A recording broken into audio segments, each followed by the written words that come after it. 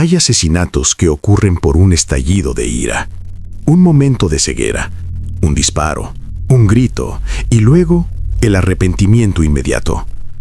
Esos crímenes son tragedias humanas. Pero lo que la policía encontró en la calle Golden View Lane el 28 de noviembre de 2016 no fue una tragedia humana. Fue una obra de ingeniería macabra. Imaginen entrar a una casa suburbana perfecta, el césped cortado, los autos en la entrada, pero al abrir la puerta, los golpea una ola de calor de 32 grados centígrados y un olor dulce, químico, mezclado con lejía y carne cocinada. Caminan hacia la cocina y ven una olla grande sobre la estufa encendida, hirviendo. Cualquiera pensaría que es la cena, pero no lo es. Lo más aterrador de este caso no es la sangre en las paredes, ni siquiera es lo que había dentro de esa olla. Lo que realmente te helará la sangre es un cuaderno escolar, un simple cuaderno de espiral encontrado en una mochila en la planta alta. Porque en esas páginas, escritas con una caligrafía tranquila y ordenada, no había confesiones de un loco, había instrucciones. Matarlo con el cuchillo, encender la calefacción, disolver los cuerpos, heredar el dinero. Hoy vamos a entrar en la mente de un hombre que durante la cena de Acción de Gracias, mientras sonreía y brindaba con sus padres, ya tenía en su bolsillo la lista de compras para descuartizarlos. Bienvenidos al caso de Joel y Lisa Guy. Para entender cómo el infierno puede instalarse en el paraíso, tenemos que ir al lunes 28 de noviembre de 2016, Knoxville, Tennessee. Lisa Guy era la definición de confiabilidad. Trabajaba como administradora de nóminas en una empresa de ingeniería. Llevaba años sin llegar a tarde. Por eso, cuando el reloj marcó las 7 de la mañana, luego las 7:15 y su silla seguía vacía, el aire en su oficina se volvió denso. Su supervisora, Jennifer, sintió que algo estaba terriblemente mal. Lisa no era de las que faltan. Lisa no era de las que desaparecen. Las llamadas al celular iban directo al buzón, las llamadas a la casa al infinito. A media mañana, la preocupación se convirtió en acción. La policía del condado de Knox recibió la orden para un welfare check, un control de bienestar, una rutina policial estándar, tocar la puerta, asegurarse de que los abuelos no se hayan caído en la ducha y volver a la patrulla. Pero al llegar al número 11.434 de Golden View Lane, la rutina se rompió. La casa estaba en venta, pero se veía impecable. Sin embargo, a través de las ventanas laterales de la puerta principal, los oficiales vieron el primer indicio de que el orden de esa familia se había derrumbado. En el suelo del recibidor había bolsas de compras, salchichas, tocino, helado. Estaban tiradas allí, como si quien las traía hubiera soltado todo de golpe y jamás hubiera regresado a recogerlas. El helado, por supuesto, ya no era helado, era una mancha pegajosa en el suelo. El oficial Stephen Ballard intentó comunicarse. Nadie respondió. Pero al acercarse a la puerta, notó algo físico. La puerta irradiaba calor. A pesar del frío de noviembre en Tennessee, la casa latía con temperatura. Consiguieron el código del garaje de uno de los vehículos estacionados fuera. El portón se levantó, y fue ahí cuando el control de bienestar se transformó en una escena de terror biológico. El olor los golpeó primero. Era una bofetada de químicos industriales y descomposición acelerada. El termostato de la casa estaba clavado en 90 grados Fahrenheit. El aire era irrespirable. «Oficina del sheriff». Solo respondió el zumbido del aire acondicionado, luchando por mantener el calor extremo. Los oficiales avanzaron con las armas desenfundadas. En la entrada vieron las bolsas de comida, vieron las llaves, las carteras sobre la mesa. Todo indicaba que Joel y Lisa habían llegado a casa y habían sido interrumpidos. Pero la casa no estaba desordenada por una pelea, estaba decorada con los suministros de una limpieza frenética. galones de lejía, ácido muriático, limpiadores de desagües, peróxido de hidrógeno, botellas vacías rodando por el suelo. Al llegar a las escaleras, vieron las manchas. La alfombra tenía zonas descoloridas, blanquecinas, donde alguien había frotado con químicos fuertes para intentar borrar la sangre. Pero había tanta sangre que los químicos no habían sido suficientes. Y entonces, el perro. En medio de ese escenario dantesco, escucharon un ladrido. En una habitación del piso arriba, encontraron al perro de la familia, encerrado, temblando. El animal había estado allí, atrapado, escuchando y oliendo todo lo que había ocurrido durante los últimos días. Los oficiales sabían que los dueños no podían estar lejos. Con ese olor y con los autos afuera, la conclusión era obvia. Uno de los oficiales se dirigió a la cocina. Sobre la estufa, una olla grande de metal estaba hirviendo. El líquido burbujeaba. El olor a carne y químicos era más fuerte allí. Al mirar dentro, el cerebro del oficial intentó buscar una explicación lógica, culinaria, pero no la había. Lo que flotaba en esa solución ácida era, sin lugar a dudas, una cabeza humana. La casa no era una escena del crimen, era una fosa común procesada químicamente. Y mientras los refuerzos llegaban y acordonaban la zona, una pregunta flotaba en ese aire viciado y caliente. ¿Quién hace esto? ¿Quién odia tanto o siente tan poco para convertir a sus víctimas en sopa química? La respuesta estaba arriba, en una habitación de invitados, dentro de una mochila que el asesino había olvidado en la fuga. Una mochila que contenía el plan maestro de un hijo que había decidido que sus padres valían más muertos que vivos. Para entender la magnitud del horror que la policía acababa de descubrir en esa casa llena de vapores químicos, necesitamos retroceder. Necesitamos salir de ese infierno naranja y sofocante del 2016 y viajar al pasado, a los días en que el aire era limpio y las promesas de futuro brillaban para la familia Guy. Porque lo más trágico de este caso es que Joel y Lisa no eran personas oscuras. No había secretos turbios en su matrimonio, ni violencia doméstica, ni enemigos ocultos. Eran, según todos los que los conocían, la imagen misma de la bondad y la estabilidad.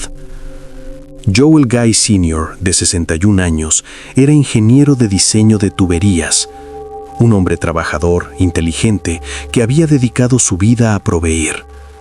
Lisa, de 55 años, era el corazón emocional de la familia. Cuando se casaron, Joel ya tenía 3 hijas de una relación anterior, Shandice, Michelle y Angela.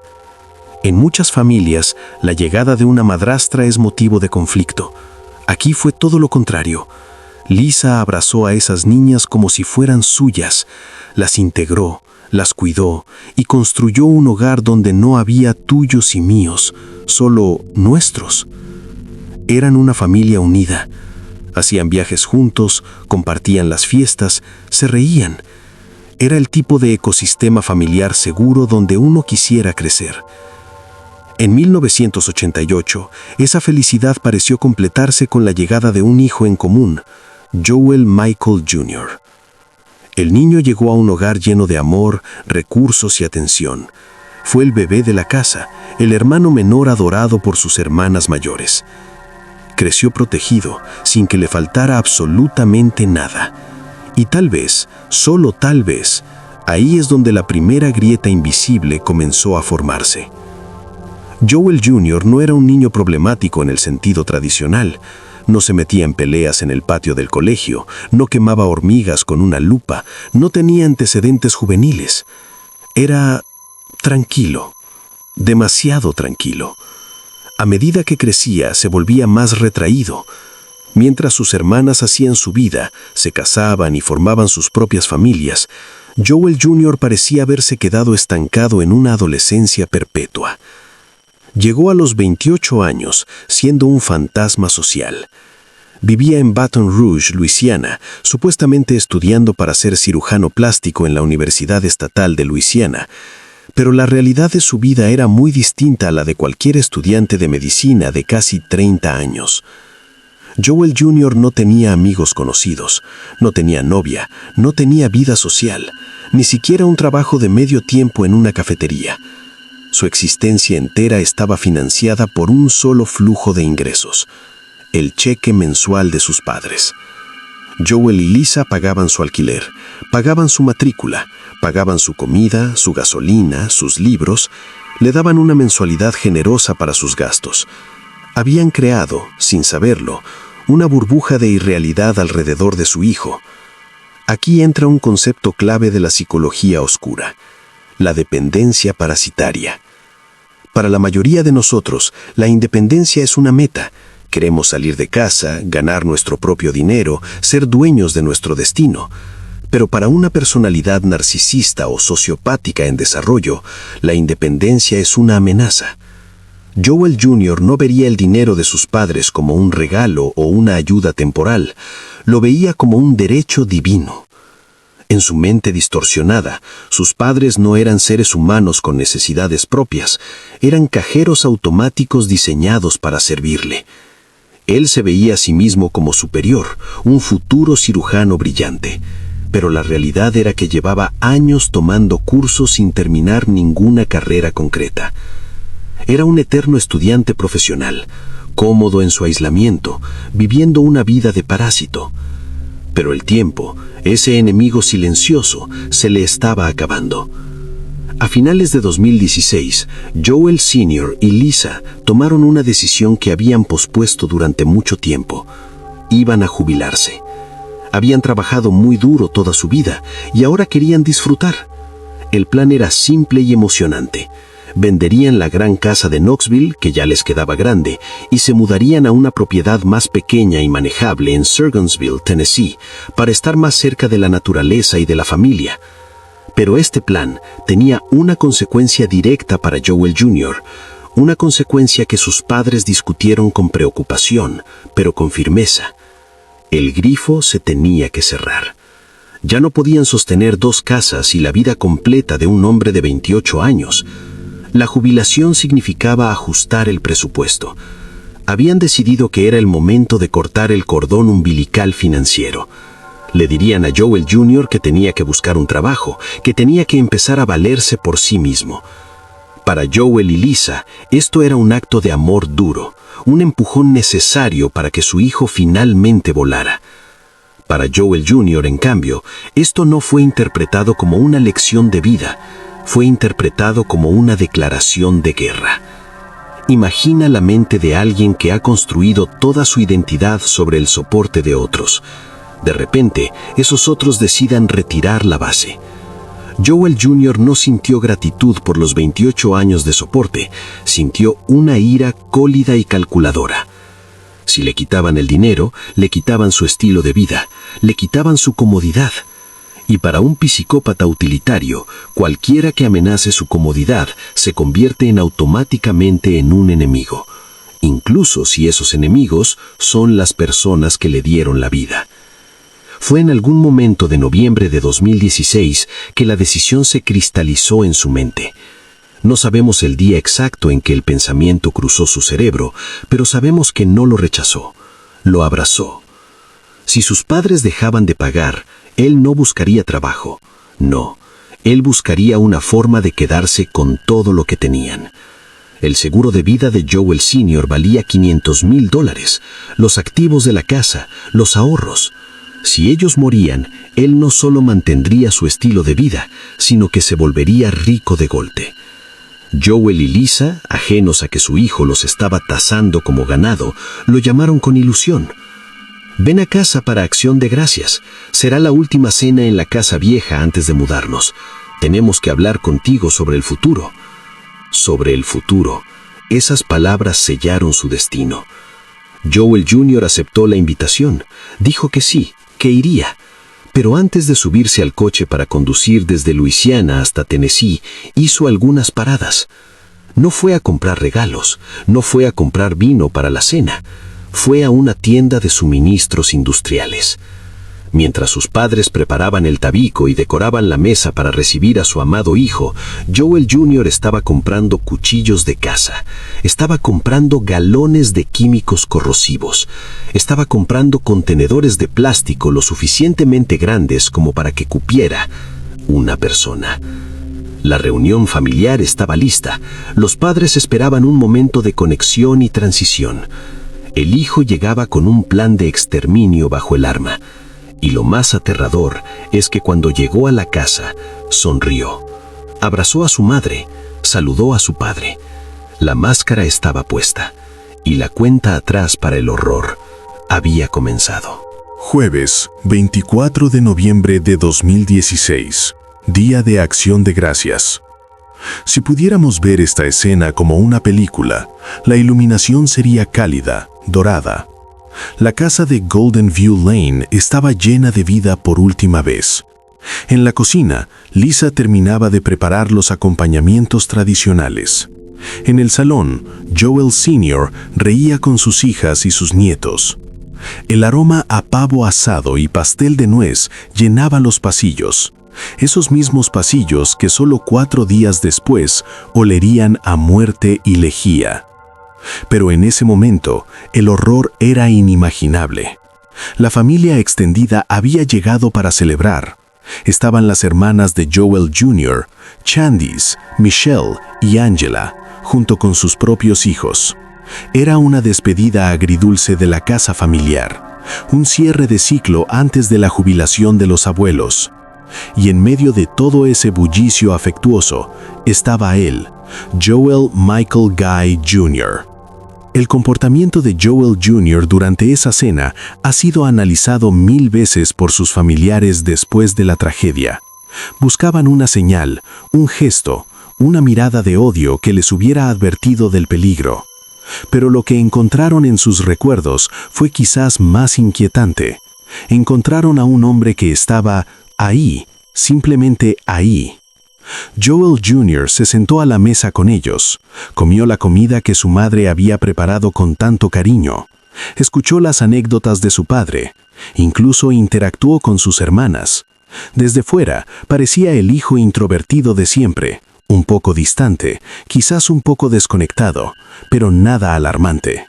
Sus hermanas notaron que estaba más callado de lo habitual, que evitaba el contacto visual directo, pero lo atribuyeron a su personalidad extraña o quizás a la tensión de saber que sus padres iban a cortar su ayuda financiera.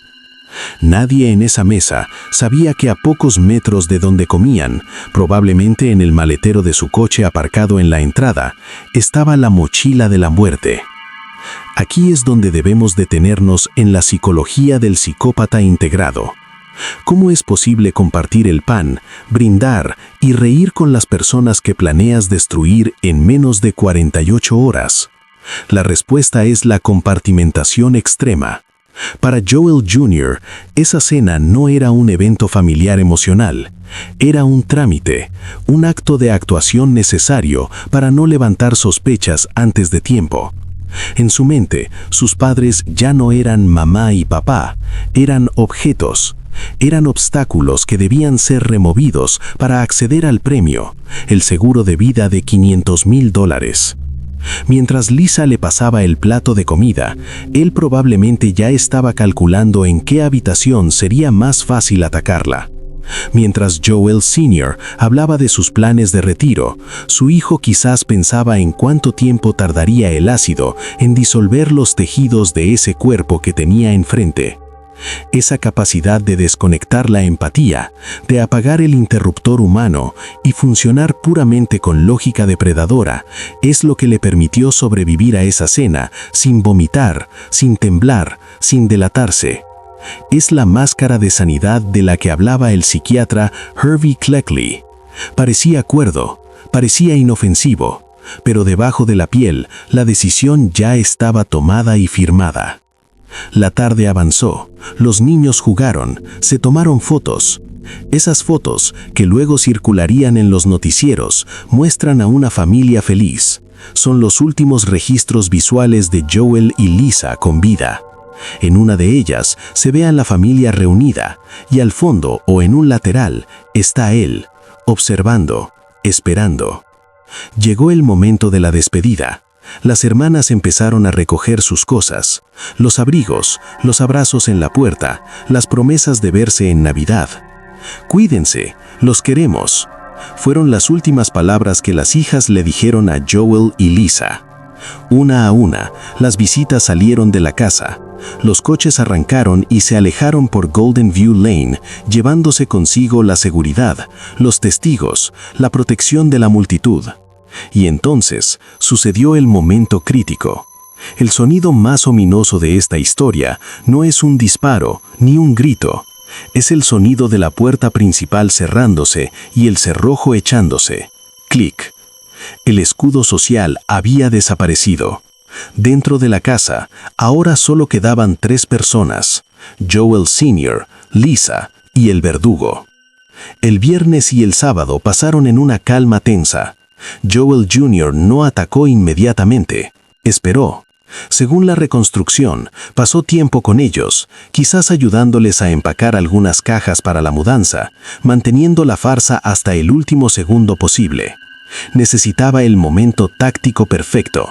Necesitaba que estuvieran relajados, desprevenidos, separados. El sábado, 26 de noviembre, la madre, Lisa, salió a hacer unas compras de última hora. Fue al supermercado a comprar comida. Joel Sr. se quedó en casa. Decidió hacer un poco de ejercicio en la sala de entrenamiento que tenían en la planta baja. Se sentó en la máquina de pesas Bowflex, de espaldas a la puerta, concentrado en su rutina, vulnerable, con la guardia abajo. En el piso de arriba, Joel Jr. escuchó el silencio. Sabía que su madre no estaba. Sabía que su padre estaba distraído y con movilidad reducida por el ejercicio. Abrió su mochila, sacó el cuchillo de caza que había comprado días antes. No hubo discusión, no hubo una pelea por dinero en ese instante. No fue un crimen pasional repentino, fue una ejecución programada. Joel Jr. bajó las escaleras en silencio, caminando hacia la sala de ejercicios, donde su padre, el hombre que lo había mantenido 28 años, estaba de espaldas, sin saber que su vida terminaba en ese preciso segundo. La máscara se había caído, el tiempo de la familia había terminado, el tiempo de la carnicería había comenzado. La teoría del crimen siempre es limpia. En la mente de un asesino calculador, la muerte es un interruptor que se apaga. Rápido, silencioso y eficiente. Pero la realidad de la violencia física es sucia, ruidosa y aterradoramente resistente. Ese sábado a mediodía, Joel Guy Jr. aprendió esa lección de la peor manera posible. Bajó las escaleras hacia la sala de ejercicios. Su padre, Joel Sr., estaba en la máquina Bowflex. Estaba indefenso, haciendo ejercicio, probablemente con la respiración agitada por el esfuerzo, sin escuchar los pasos sigilosos que se acercaban por detrás. El plan del cuaderno era simple: matarlo con el cuchillo. Una línea de texto, 4 palabras. Pero cuando Joel Jr. lanzó el primer ataque, la realidad estalló. Joel Sr. no murió al instante, no se desplomó en silencio, luchó. Luchó con la desesperación de un hombre que se da cuenta, en una fracción de segundo, de que su propio hijo está intentando matarlo. La autopsia posterior revelaría la ferocidad de esa batalla. Joel Sr. tenía las manos cortadas, tendones seccionados, heridas defensivas en los antebrazos. Intentó agarrar la hoja. Intentó detener a la persona que él había criado. La sala de ejercicio se convirtió en un escenario de caos absoluto. La máquina de pesas fue volcada. Las paredes se mancharon. Las persianas fueron arrancadas en la lucha. Fue un ataque de una violencia desmedida. Overkill, lo llaman los forenses, exceso de matanza. Joel Sr. recibió 42 puñaladas. Muchas de ellas causaron daños severos en sus pulmones, riñones e hígado.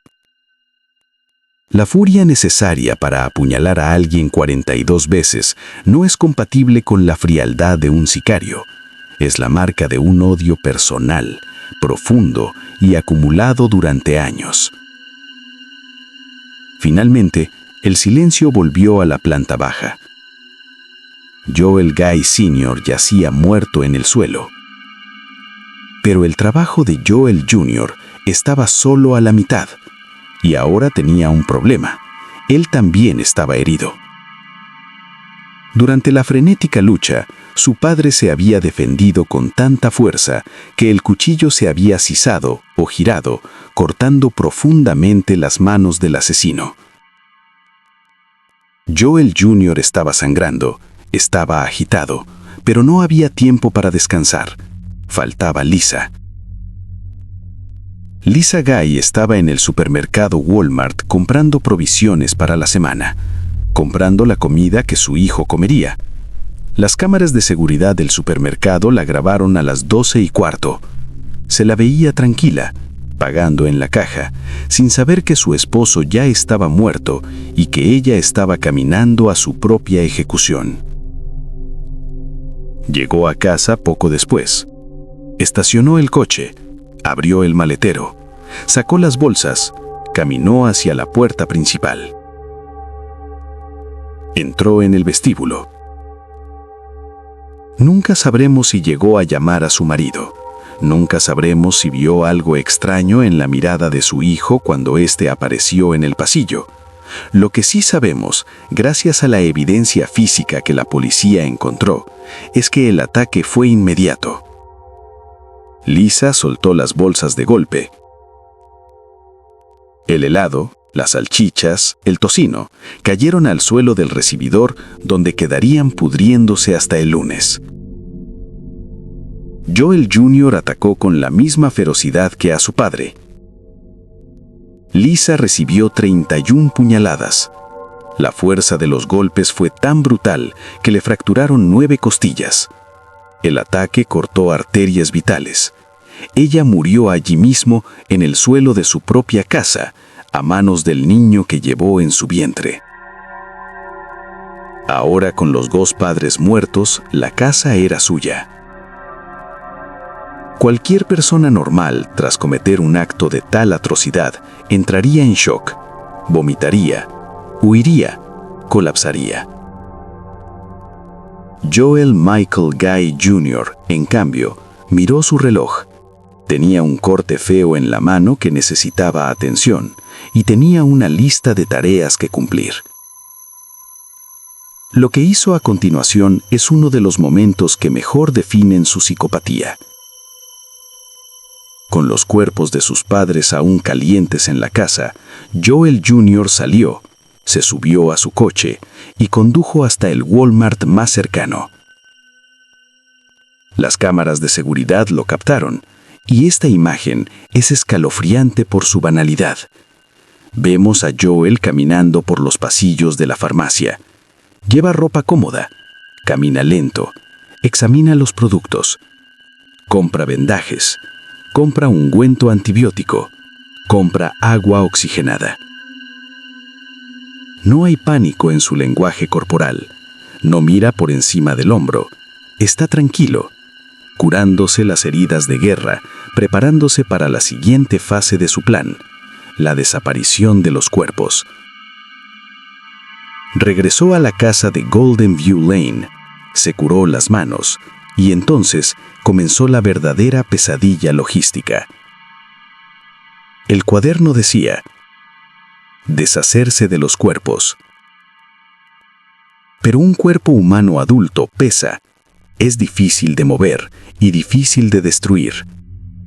Arrastró a sus padres, subió la calefacción al máximo para acelerar la descomposición y, según su lógica retorcida, para que el calor ayudara a los químicos a actuar más rápido, convirtió la casa en un horno. Comenzó a desmembrar. Separó las extremidades, los brazos, las piernas, Trabajó con precisión mecánica, separando las articulaciones. Su intención no era solo matarlos, era licuarlos. Quería reducir a sus padres a una sopa orgánica que pudiera tirar por el inodoro o por el desagüe, para que nunca fueran encontrados, para que pareciera que simplemente se habían ido de viaje o desaparecido, dándole tiempo para cobrar el seguro. Colocó las partes del cuerpo de su padre en grandes contenedores de plástico azul, llenándolos con ácido corrosivo que había comprado días antes. Pero con su madre hizo algo distinto, algo que desafía toda comprensión. Tomó la cabeza de Lisa Guy. La llevó a la cocina, la puso en una olla grande de acero inoxidable, llenó la olla con líquidos químicos y encendió la estufa. La puso a hervir. Mientras el mundo afuera seguía girando, mientras los vecinos paseaban a sus perros y veían televisión, en esa cocina cerrada, un hijo cocinaba la cabeza de su madre, mientras el resto de los cuerpos se disolvían en ácido en el piso de arriba. El sábado sangriento había terminado, pero el domingo sería el día de la limpieza final. O al menos eso creía él, porque a pesar de su cuaderno, a pesar de su arrogancia intelectual, Joel Jr. estaba cometiendo errores. El calor, el olor, el cansancio físico, la realidad se le estaba escapando de las manos. Y el lunes por la mañana, la burbuja de tiempo se rompería. Cuando la policía ingresó finalmente a la casa ese lunes, lo que encontraron no fue solo una escena de asesinato. Lo que Joel Guy Jr. había construido allí adentro era una fábrica de disolución humana. La casa de los horrores es un término que usamos a menudo en True Crime, pero en el caso de Golden View Lane, la descripción es literal. La casa había dejado de ser un hogar para convertirse en un mecanismo industrial diseñado para un solo propósito: hacer que dos seres humanos dejaran de existir físicamente. Vamos a analizar lo que los investigadores encontraron, habitación por habitación, porque cada elemento nos habla de la mente del asesino. Primero, el calor.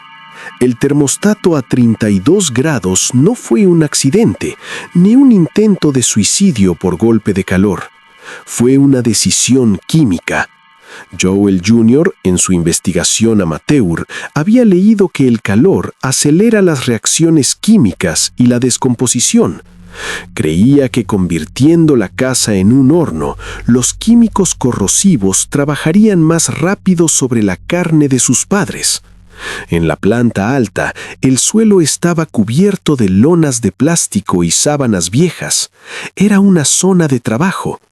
Allí encontraron dos grandes contenedores de plástico azul, esos típicos contenedores de almacenamiento que usas para guardar ropa de invierno o decoraciones de Navidad. Pero al abrir las tapas, el vapor químico era cegador. Dentro de esos contenedores, flotando en una mezcla turbia de limpiador de desagües, lejía industrial y agua, estaban los torsos y las extremidades desmembradas de Joel Sr. y Lisa. Los brazos y las piernas habían sido cortados con una precisión quirúrgica, desarticulados en los hombros y caderas. No había señales de cortes frenéticos o hachazos al azar en esta etapa. Era el trabajo de alguien que se había tomado su tiempo, alguien que había manipulado los cuerpos de sus padres como un carnicero manipula reses. La intención era clara: licuarlos. Joel Jr. quería convertir los tejidos blandos en una sustancia líquida que pudiera verterse por el inodoro o el desagüe de la bañera.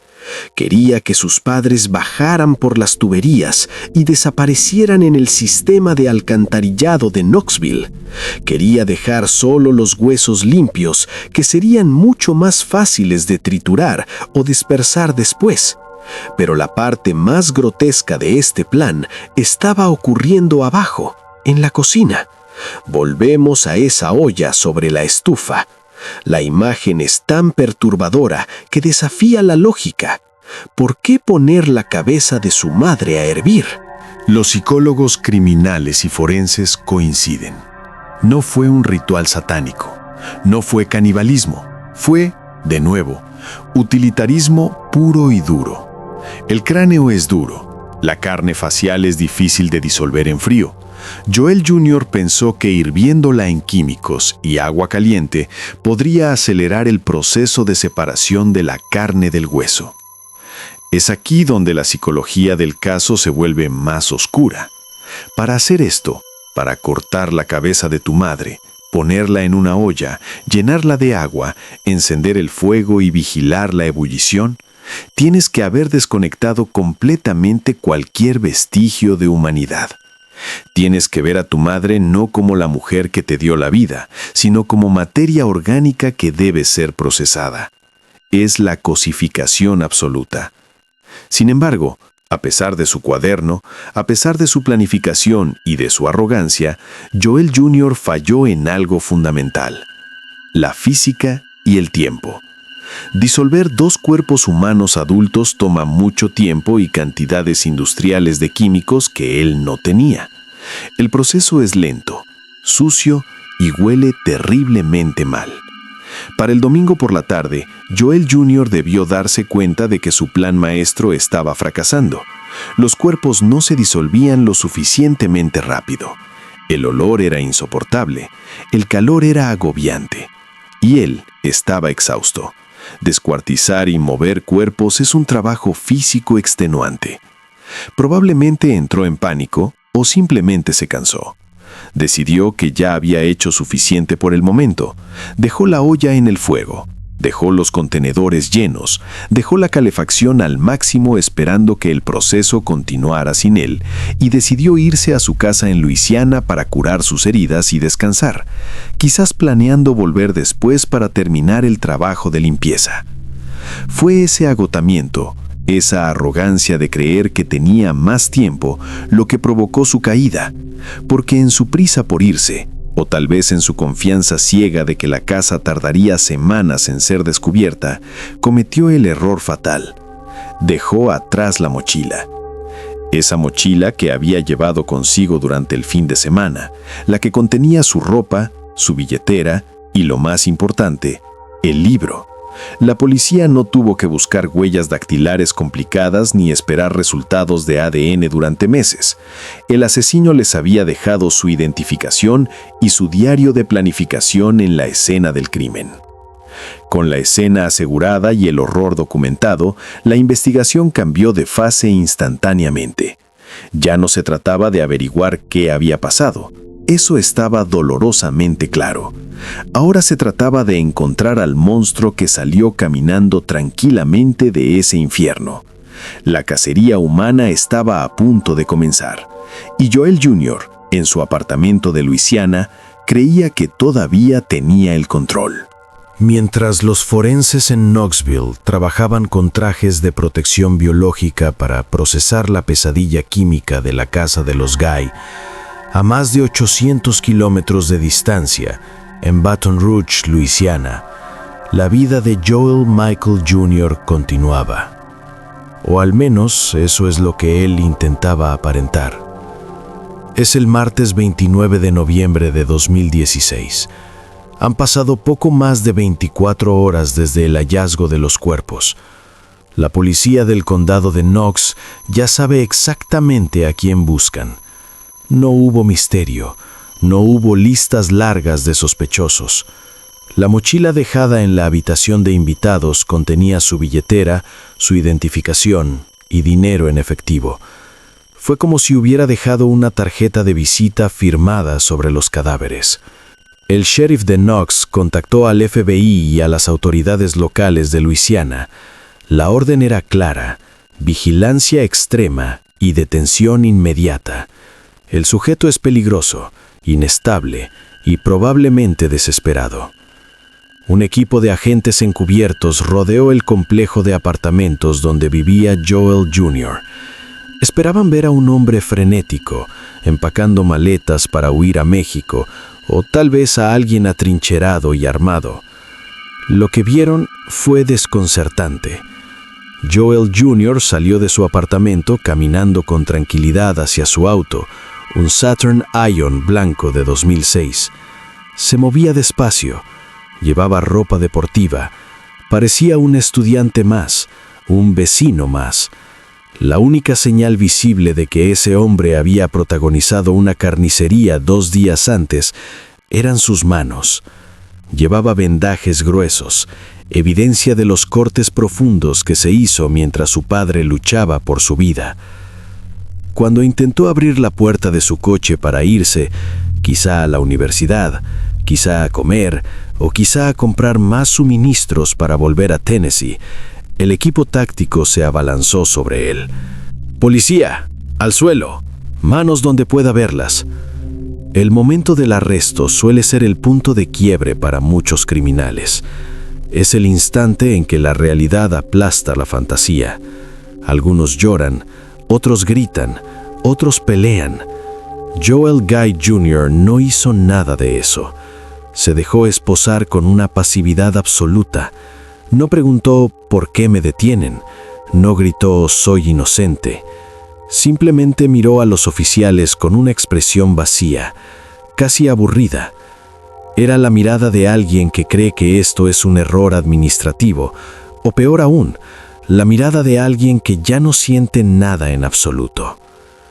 Cuando revisaron su vehículo, encontraron más piezas del rompecabezas. En el maletero había un molino de carne.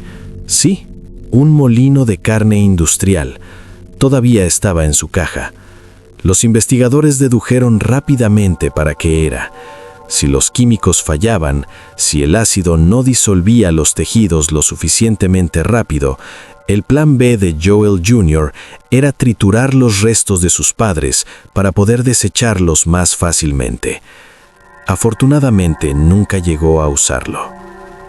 Durante el traslado a la comisaría y el posterior interrogatorio, la actitud de Joel Jr. siguió siendo el foco de análisis psicológico.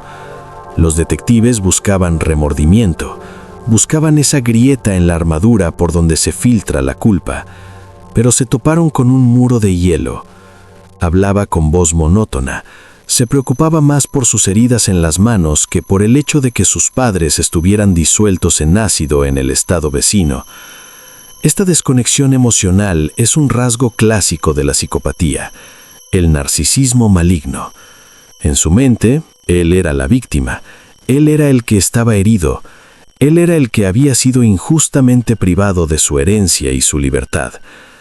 La policía sabía que tenían al hombre correcto, tenían los cuerpos, tenían el motivo, tenían las heridas defensivas en las manos del sospechoso y tenían la arma homicida.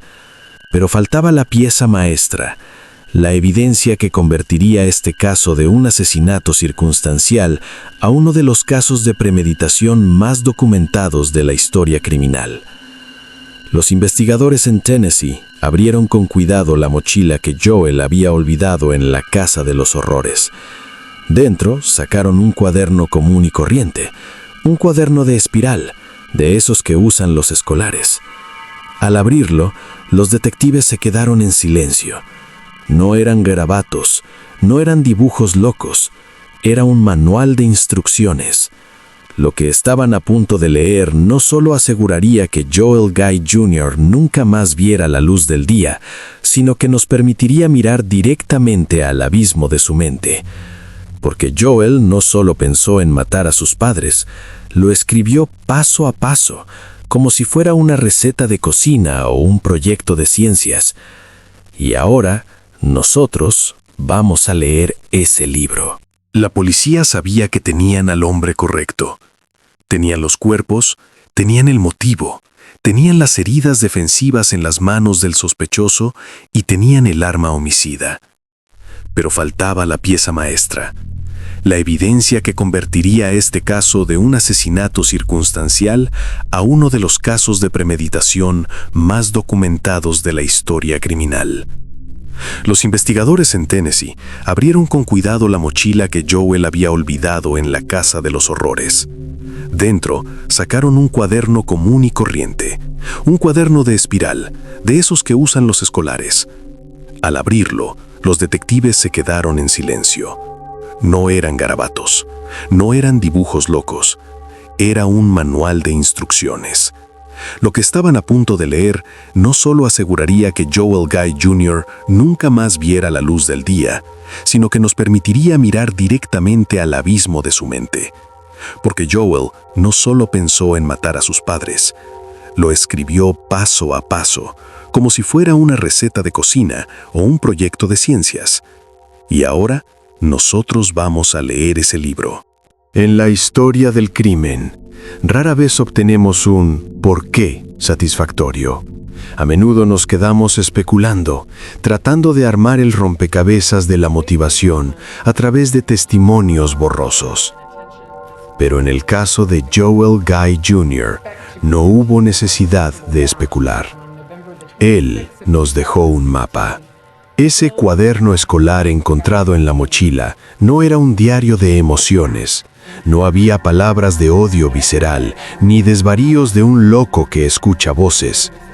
Lo que había en esas páginas era logística, era burocracia de la muerte. Vamos a leer lo que escribió, y les advierto, la frialdad de estas palabras es más aterradora que cualquier escena sangrienta. El cuaderno estaba dividido en secciones, como si estuviera planeando un proyecto escolar o una mudanza.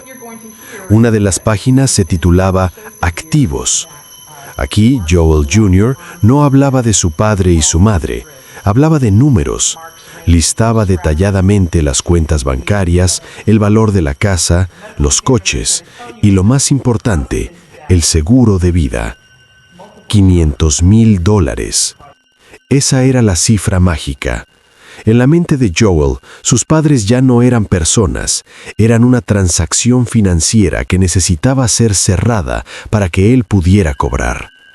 Escribió sobre cómo, al ser el único beneficiario si ambos morían, él heredaría todo. El motivo era tan antiguo como la humanidad: codicia pura. Quería seguir viviendo sin trabajar, y sus padres eran el único obstáculo entre él y esa vida de ocio. Pero la sección más escalofriante es la titulada Cosas por hacer. Es una lista de verificación paso a paso para el asesinato. Leamos algunas de las instrucciones textuales que se dio a sí mismo. 1. Matar al perro. 2. Traer cuchillos de trinchera, afilados. 3. Conseguirlo a él primero, matarlo con el cuchillo, limpiar el desorden antes de que ella llegue. Se refería a su padre. Joel sabía que su padre era más fuerte y representaba la mayor amenaza física. 4. Esperar a que llegue a casa, matarla con el cuchillo. 5. Subir la calefacción, acelerar la descomposición. 6. Tirar trozos por el inodoro, no trozos grandes, trozos pequeños. 7. Usar lejía, borrar huellas dactilares, rociar todo. Hay una frase en particular que destaca por su crueldad gráfica: cortar sus manos y plantar su ADN. Joel había considerado la posibilidad de incriminar a su propio padre por el asesinato de su madre y luego fingir un suicidio o simplemente confundir a la policía mezclando el ADN. También escribió recordatorios para su propia coartada: no ser visto, usar guantes, no llevar el teléfono. Sabía que el rastreo de celulares podía ubicarlo, sabía que las cámaras lo podían ver. Estaba intentando ser el criminal perfecto, instruyéndose a sí mismo para evitar los errores comunes que ve en la televisión. Lo que este cuaderno revela es un nivel de psicopatía instrumental. Para Joel Guy Jr., el asesinato no era un acto de pasión, era un problema de ingeniería. Problema: necesito dinero y mis padres van a cortar el suministro. Solución: eliminar a los padres. Desafío: los cuerpos son evidencia. Solución: disolver los cuerpos. No hay empatía. En ninguna página escribe «¿podré hacerlo?», «los voy a extrañar» o «lo siento». Solo hay cálculo. Es la mente de un reptil operando con la inteligencia de un humano. Trató el desmembramiento de la mujer que lo arrulló de bebé como si fuera una tarea doméstica más, como sacar la basura o lavar los platos. Y sin embargo, la ironía suprema es que este cuaderno, diseñado para ayudarle a cometer el crimen perfecto, se convirtió en su sentencia de muerte. Si no hubiera escrito nada, su defensa podría haber intentado alegar locura temporal. Podrían haber dicho que fue un brote psicótico, que escuchó voces, que fue un momento de furia ciega. Pero no puedes alegar locura temporal cuando has escrito una lista de compras de ácido semanas antes. No puedes alegar impulso cuando tienes un guión preescrito de cómo matar a tu padre antes de que llegue tu madre. El cuaderno probó la premeditación, probó la alevosía y probó que la maldad de Joel Guy Jr. no fue un accidente, sino una elección consciente y deliberada. Cuando la fiscalía presentó este cuaderno en el juicio, la sala se quedó helada. No había defensa posible ante la propia caligrafía del acusado detallando el horror. Pero aún con esta evidencia abrumadora, el juicio nos depararía una última visión perturbadora: la reacción de Joel Guy ante su propio destino. Mientras el fiscal leía estas notas monstruosas, mientras mostraban las fotos de la olla y los contenedores azules, ¿qué hacía Joel Guy Jr.? ¿Lloraba? ¿Escondía la cara?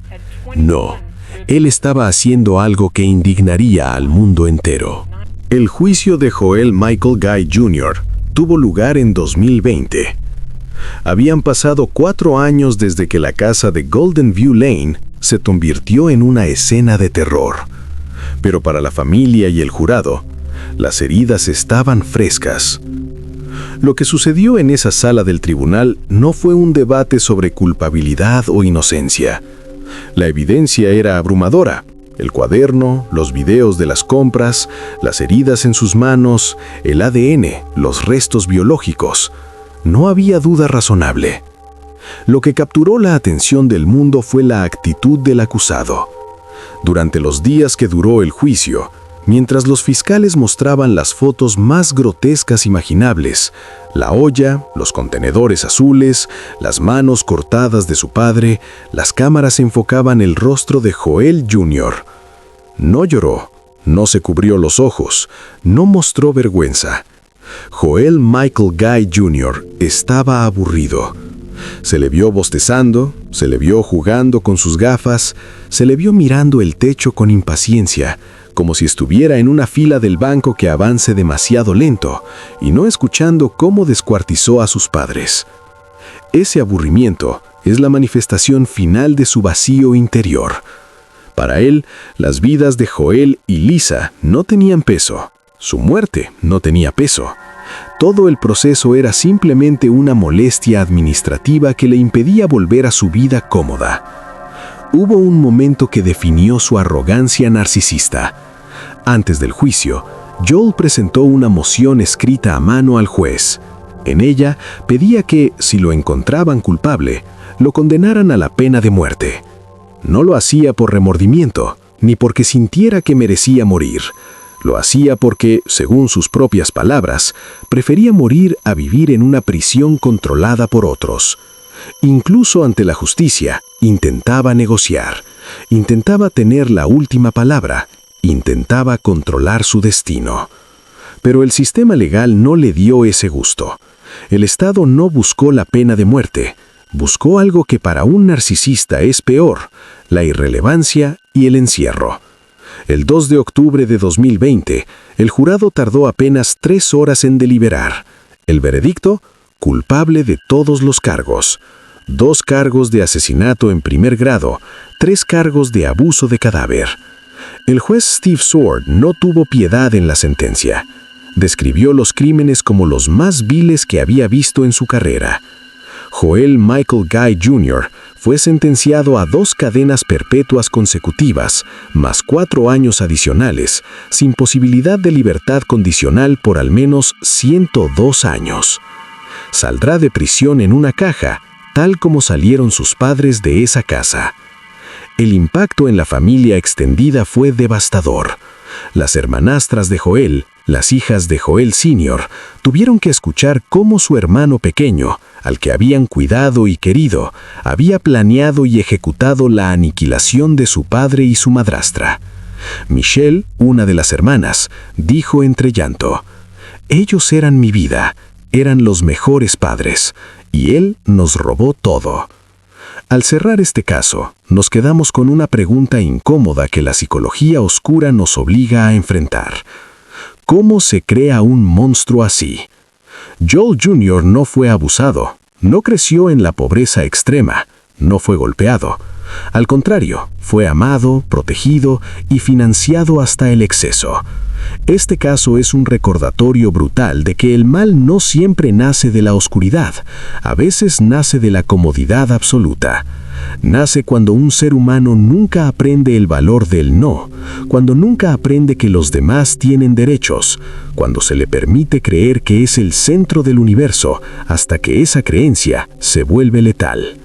Joel y Lisa Guy cometieron un solo error: amar a su hijo incondicionalmente y confiar en que, al final del día, la familia es un lugar seguro.